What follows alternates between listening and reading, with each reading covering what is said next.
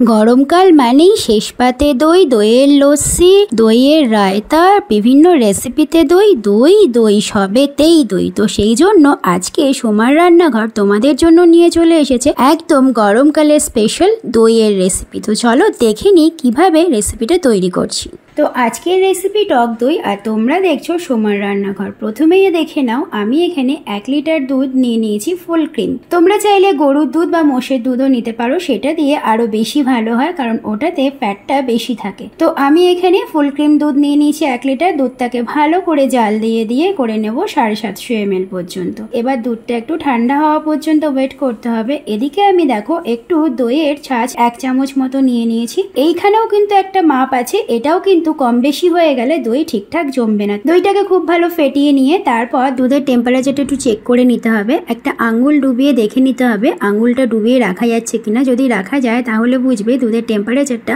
একদম পারফেক্ট আছে। এবার দইয়ের যে বীজটা নিয়েছি তার মধ্যে দুধটা ঢেলে দিলাম, ভালো করে মিক্স করে দিলাম। এরপর দইটাকে ঢাকা দিয়ে 7 থেকে 8 ঘন্টার জন্য রেখে দিতে হবে দইটা জমার জন্য। 7 থেকে 8 ঘন্টা পর দেখো দইটা এরকম হয়েছে দেখতে।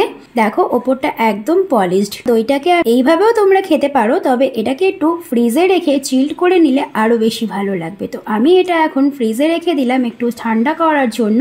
1 থেকে 2 ঘন্টা রাখলেই হয়ে যাবে। যদি আরো বেশি সময় রাখতে পারো তো আরো ভালো। তো আমি এরপর দেখো দইটা ফ্রিজ থেকে 2-3 ঘন্টা পরে বের করে তোমাদের কেটে দেখাচ্ছি। দেখো কত সুন্দর পলিশড হয়েছে দইটা দেখতে। আর এবার দেখো কেটে একদম দোকানের মতন সুন্দর জমেছে দইটা। তো এইভাবে অবশ্যই বাড়িতে ট্রাই করো, আর কেমন হয়েছে আমাকে কিন্তু কমেন্ট সেকশনে কমেন্ট করে জানাতে ভুলে যেও না। তো আজকের মতো এখানেই শেষ করছি, ফিরে আসছি নেক্সট এপিসোডে।